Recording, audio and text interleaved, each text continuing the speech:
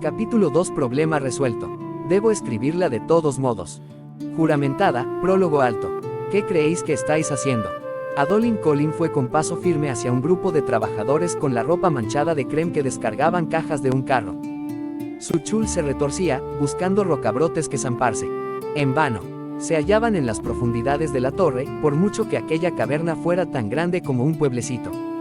Los trabajadores tuvieron la decencia de aparentar desazón, aunque con toda probabilidad no sabrían por qué. La bandada de escribas que seguía a Adolin comprobó el contenido del carro. Las lámparas de aceite que había en el suelo a duras penas lograban apartar un poco la oscuridad de la enorme sala, cuyo techo tenía una altura de 4 plantas. «Brillante señor», llamó un trabajador, rascándose el pelo bajo el gorro. «Solo estaba descargando. Eso creo que hacía. Cerveza según el manifiesto», informó Roshu, una joven fervorosa, a Adolin. «Sector 2», dijo Adolin, golpeteando con los nudillos de la mano izquierda contra el carro. «Las tabernas están estableciéndose a lo largo del pasillo central, donde los ascensores, 6 cruces hacia adentro. Mi tía se lo comunicó expresamente a vuestros altos señores». Los hombres se limitaron a mirarlo inexpresivos. «Puedo hacer que os lo muestre una escriba. Recoged otra vez estas cajas». Los hombres suspiraron, pero empezaron a devolver las cajas a su carro. Sabían que no les convenía discutir con el hijo de un alto príncipe. Adolin se volvió para contemplar la profunda caverna, que se había convertido en un punto de descarga para material y personas. Los niños pasaban corriendo en grupos. Los trabajadores levantaban tiendas. Las mujeres recogían agua del pozo que había en el centro. Los soldados llevaban antorchas o lámparas. Hasta los sabuesos hacha correteaban de aquí para allá. 4 campamentos de guerra enteros, a rebosar de gente, habían cruzado a las llanuras quebradas forzando la marcha hasta Uritiru, y Navani se las había visto y deseado a la hora de encontrar el lugar correcto para alojarlos a todos. Sin embargo, a pesar de tanta confusión, Adolin se alegraba de tener allí a aquellas personas.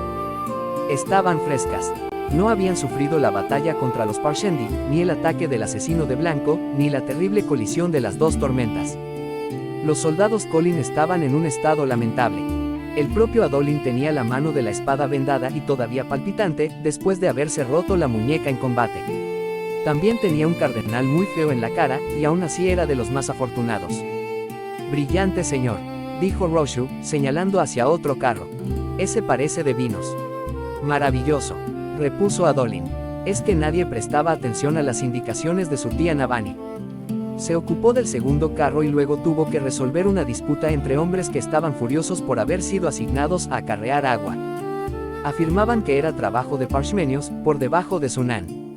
Pero por desgracia, ya no había parshmenios. Adolin los tranquilizó y sugirió que fundaran un gremio de aguadores si los obligaban a seguir con ello. Su padre sin duda lo aprobaría, aunque Adolin estaba preocupado. Dispondrían de los fondos para pagar a toda esa gente. Los salarios estaban basados en el rango de un hombre, y no se podía convertir a nadie en esclavo sin motivo.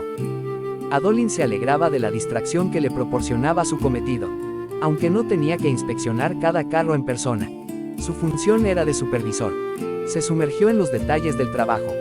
Tampoco era que pudiese entrenar teniendo la muñeca como la tenía, pero si se quedaba quieto y solo demasiado tiempo, empezaba a pensar en lo que había ocurrido el día anterior. De verdad lo había hecho. De verdad había asesinado a Torol Sadeas. Fue casi un alivio cuando, por fin, llegó un mensajero corriendo para susurrarle que habían encontrado algo en los pasillos del 3er piso. Adolin estaba seguro de saber qué era. Dalinar empezó a oír los gritos mucho antes de llegar. Resonaban por los túneles en un tono que conocía bien. El conflicto estaba cerca. Echó a correr y, dejando atrás a Navani, llegó sudando a una amplia intersección de túneles. Unos hombres de azul, iluminados por la burda luz de las lámparas, se enfrentaban a otros vestidos de verde bosque. Del suelo emergían furiaspren con la forma de charcos de sangre. Y allí, tendido, había un cadáver con una casaca verde cubriéndole el rostro. «Basta ya», bramó Dalinar, cargando hacia el espacio entre los 2 grupos de soldados. Apartó a un hombre del puente que se había encarado con un soldado de Sadeas. «Si no lo dejáis estar, os envío al calabozo a todos». Su voz acudió a los hombres como los vientos de las tormentas y atrajo las miradas de ambos bandos. Dalinar empujó al hombre del puente hacia sus compañeros y a continuación apartó a un soldado de Sadeas, rezando para que el hombre tuviera la claridad suficiente como para no atacar a un alto príncipe. Navani y la exploradora se detuvieron al borde del conflicto. Los hombres del Puente 4 por fin se retiraron por un pasillo, y los de Sadeas por el opuesto. Pero solo lo justo, asegurándose de seguir pudiendo mirarse furibundos. Más vale que te prepares para el trueno de la mismísima condenación. Gritó el oficial de Sadeas a Dalinar. Tus hombres han asesinado a un alto príncipe. Lo hemos encontrado así. Replicó a viva voz Teft, del Puente 4. Seguro que tropezó y cayó sobre su propio puñal. Por la tormenta, a ese cabronazo le está bien merecido. Teft, ya es suficiente. Le gritó Dalinar. El hombre del puente pareció avergonzarse e hizo un agarrotado saludo marcial. Dalinar se arrodilló y retiró la casaca de la cara de Sadeas. Esa sangre está seca. Lleva ya un tiempo tendido aquí. Estábamos buscándolo, dijo el oficial de uniforme verde. Buscándolo. Habías perdido a vuestro alto príncipe. Los túneles son un mareo, exclamó el hombre. No siguen las direcciones naturales. Nos perdimos y creíamos que habría vuelto a otra parte de la torre, dijo un hombre. Estuvimos buscándolo allí toda la noche. Algunos decían que les parecía haberlo visto, pero no era así. Y un alto príncipe se ha quedado yaciendo en su propia sangre durante mediodía. Pensó Dalinar. Sangre de mis padres. No lo pudimos encontrar, añadió el oficial, porque tus hombres lo asesinaron y movieron el cuerpo. Esa sangre lleva horas acumulándose ahí. Nadie ha movido el cuerpo, señaló Dalinar. Mitad al alto príncipe en esa sala lateral y enviad a buscar a Yalai, si aún no lo habéis hecho. Quiero observarlo mejor. Dalinar Kholin era un entendido en la muerte. Ya en su juventud, se había acostumbrado a ver hombres muertos. Si alguien pasa el suficiente tiempo en el campo de batalla, se acostumbra a su señora. En consecuencia, el rostro ensangrentado y partido de Sadeas no lo impresionó.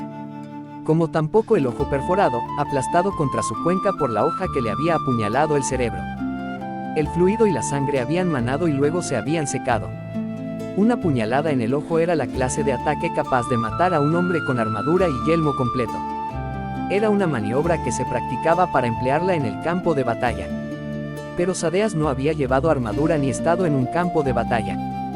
Dalinar se inclinó sobre la mesa en la que estaba tendido el cadáver para inspeccionarlo a la titilante luz de las lámparas de aceite. Un asesino, dijo Navani, haciendo chasquear la lengua y meneando la cabeza a los lados. Mal asunto. Detrás de ella, Adolin y Renarin se unieron a Shayan y a algunos hombres del puente. Enfrente de Dalinar estaba Kalami, una mujer delgada y de pelo anaranjado que se contaba entre sus escribas más expertas. Habían perdido a su marido, Teleb, en la batalla contra los portadores del vacío.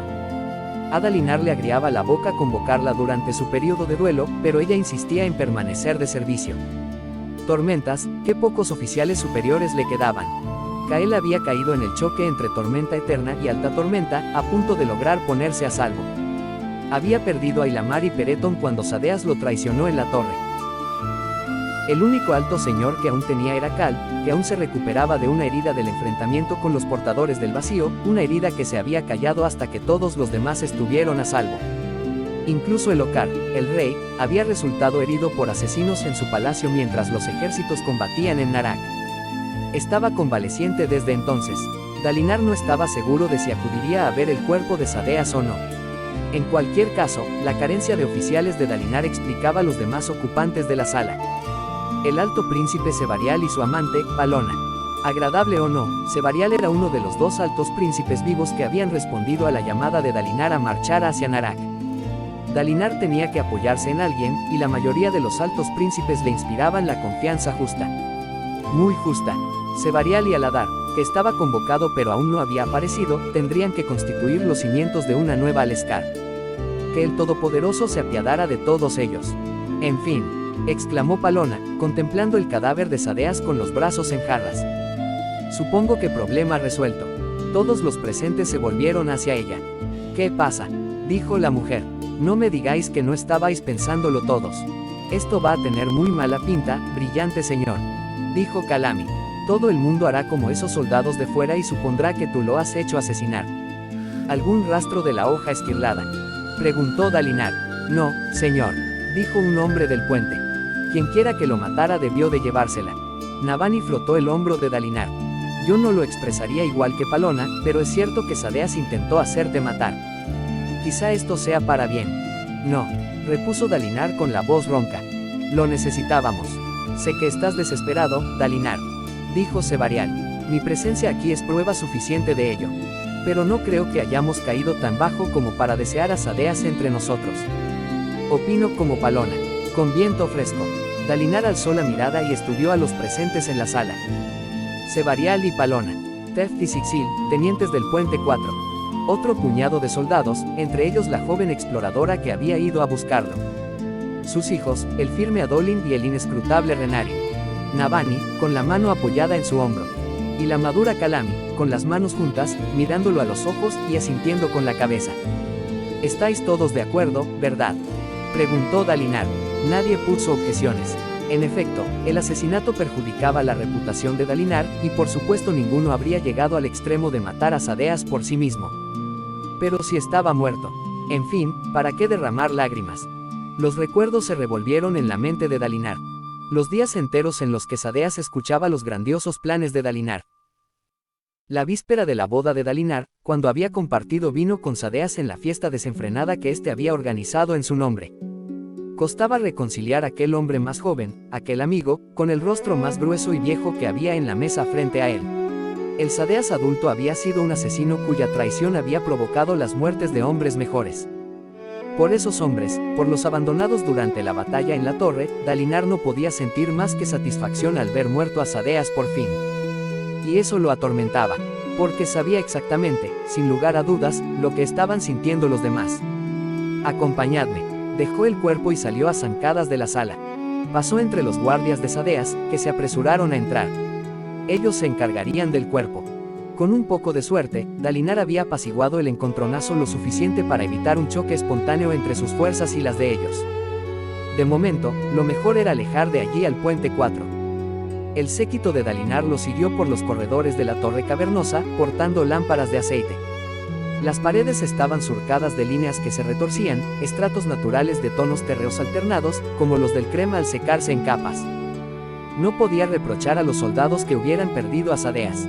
Era increíblemente fácil perderse en aquel lugar, con sus inacabables pasillos que llevaban sin excepción a la oscuridad.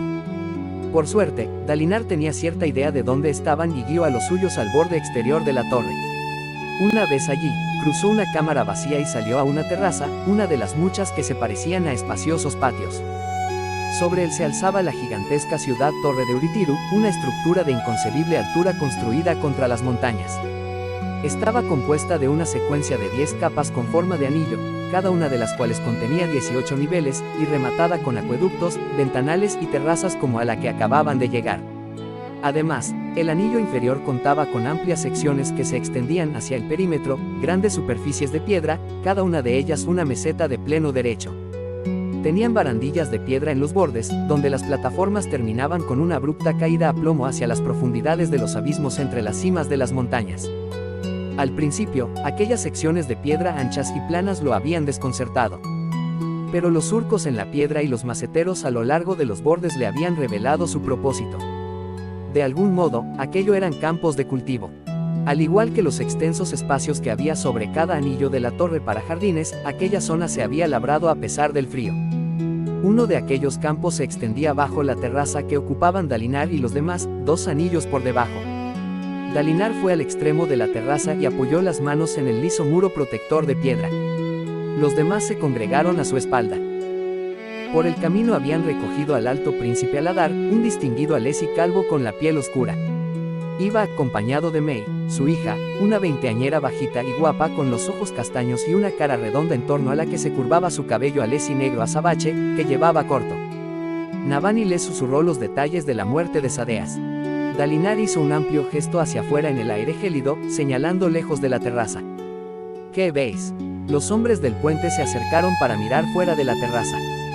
Entre ellos estaba el herdaciano, que volvía a tener 2 brazos después de hacer crecer el que le faltaba con luz tormentosa. Los hombres de Kaladin habían empezado a manifestar poderes de corredores del viento, aunque por lo visto eran solo escuderos. Según Navani, eran una especie de aprendices de radiante que en sus tiempos fueron muy comunes, hombres y mujeres cuyas capacidades se derivaban de las de su maestro, un radiante completo. Los hombres del Puente 4 no habían vinculado sus propios Spreni, aunque habían empezado a mostrar poderes, sus capacidades habían desaparecido cuando Kaladin partió volando hacia Aleskar para avisar a su familia de la tormenta eterna. ¿Qué veo?, dijo el Erdaciano. Veo nubes. Muchas nubes, matizó otro hombre del puente. Y también hay montañas, dijo otro. Parecen dientes. ¿Qué va? Parecen cuernos, objetó el Erdaciano. Nosotros, los interrumpió Dalinar, estamos por encima de las tormentas. Nos resultará fácil olvidar la tempestad que afronta el resto del mundo. La tormenta eterna regresará, trayendo consigo a los portadores del vacío. Debemos dar por hecho que esta ciudad, que nuestros ejércitos, tardarán poco en ser el único bastión de orden que permanezca en el mundo. Es nuestro cometido, nuestro deber, guiar al resto. Orden, dijo Aladar. Dalinar, tú has visto nuestros ejércitos. Libraron una batalla imposible hace solo 6 días y, a pesar del rescate, el resultado es que perdimos. Duele ver lo mal preparado que está el hijo de Royon para ocuparse de los restos de su principado. Algunas de nuestras mejores tropas, las de Tanadal y Bamá, se quedaron atrás en los campamentos de guerra. Y los que si no siguieron ya están riñendo entre ellos. Añadió Palona. La muerte del viejo Torol solo servirá para darles más motivo de disensión. Dalinar se volvió hacia afuera y asió el parapeto de piedra con los fríos dedos de sus 2 manos. Contra él soplaba un viento helado, y unos pocos vientospren pasaron junto a él con la forma de pequeñas personas traslúcidas montando a lomos del aire. Brillante Calami, dijo Dalinar. ¿Qué sabes de las desolaciones? Brillante señor, preguntó ella, vacilante. Las desolaciones. Has estudiado la teórica Borin, ¿no es así? ¿Puedes hablarnos de las desolaciones? Calami carraspeó. Fueron la destrucción manifiesta, brillante señor. Cada una de ellas fue tan devastadora que dejó resquebrajada a la humanidad. Poblaciones destruidas, sociedades mermadas, eruditas muertas. La humanidad se vio obligada a dedicar generaciones y generaciones a reconstruir después de cada desolación.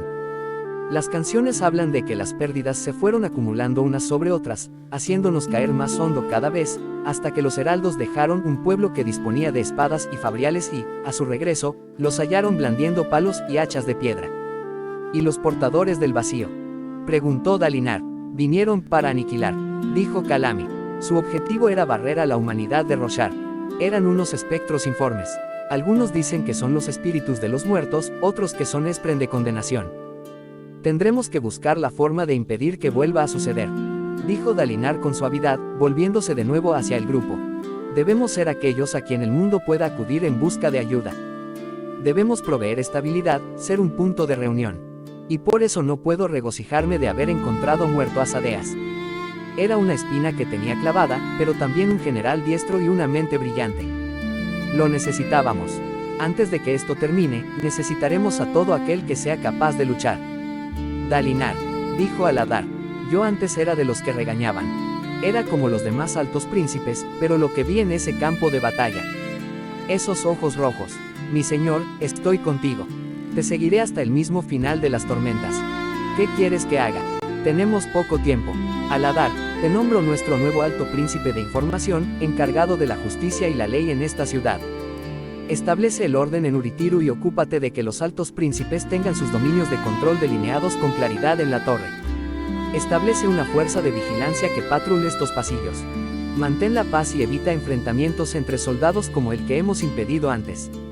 Sebarial, te nombro alto príncipe de comercio. Haz inventario de nuestros recursos y funda mercados en Uritiru. Quiero que esta torre se convierta en una ciudad funcional, no solo en un lugar de descanso temporal. Adolin, ocúpate de que las tropas reciban entrenamiento regular. Haz recuento de los efectivos de que disponemos, los de todos los altos príncipes, y transmíteles que se requerirán sus lanzas para la defensa de Roshar. Mientras permanezcan aquí, se someterán a mi autoridad como alto príncipe de la guerra. Aplastaremos sus rencillas bajo un peso de entrenamiento. Controlamos a los moldeadores de almas y controlamos el alimento. Si quieren sus raciones, deberán obedecer. ¿Y nosotros?, preguntó el desaliñado teniente del Puente 4. Seguid explorando Uritiru junto a mis exploradores y escribas, respondió Dalinar, y avisadme tan pronto como regrese vuestro capitán. Espero que traiga buenas noticias de Aleskar. Respiró hondo. Una voz resonaba al fondo de su mente, como lejana. Únelos. Estad preparados cuando llegue el campeón del enemigo. Nuestro primer objetivo es la preservación de todo Roshar. añadió Dalinar en voz baja. Hemos visto el coste de que haya división en nuestras filas. Por ella, fracasamos en detener la tormenta eterna. Pero aquello fue solo el recorrido de prueba, el combate de práctica antes de la lucha real. Para enfrentarnos a la desolación, hallaré la forma de lograr lo que mi antepasado, el Hacedor de Soles, intentó y no logró mediante la conquista. Yo sí que unificaré Roshar. Kalami dio un leve respingo. Nadie había unificado jamás el continente entero, ni durante las invasiones Shin, ni en la época más álgida de la hierocracia, ni con las conquistas del Hacedor de Soles. Dalinar estaba cada vez más convencido de que esa era su tarea. El enemigo desataría sus terrores más crueles, los desechos y los portadores del vacío. Y aquel campeón fantasmal de la armadura oscura. Dalinar resistiría con un Roshar unificado. Era una pena que no hubiera podido convencer de alguna manera a Sadeas para que se uniera a su causa. Ay, Torol, pensó, lo que podríamos haber conseguido juntos, si no hubiéramos estado tan divididos. Padre, una voz suave le llamó la atención. Era Renarin, que estaba entre Shayan y Adolin. A nosotros no nos has mencionado. A la brillante Shayan y a mí. ¿Cuál será nuestro deber? Practicar, dijo Dalinar. Vendrán a nosotros otros radiantes, y vosotros dos deberéis liderarlos. En tiempos remotos, los caballeros fueron nuestra arma más poderosa contra los portadores del vacío. Necesitaremos que vuelvan a hacerlo. Padre, yo. Farfulló Renarin. Es que, yo, no puedo. No sé cómo. Y ya no digamos. Hijo. Lo interrumpió Dalinar, acercándose a él. Cogió a Renarin por un hombro. Confío en ti, el Todopoderoso y los Espren te han concedido poderes para defender y proteger a este pueblo. Utilízalos, domínalos, y luego ven a informarme de lo que puedes hacer. Creo que todos tenemos mucha curiosidad por averiguarlo. Renarin soltó una tenue bocanada de aire y asintió.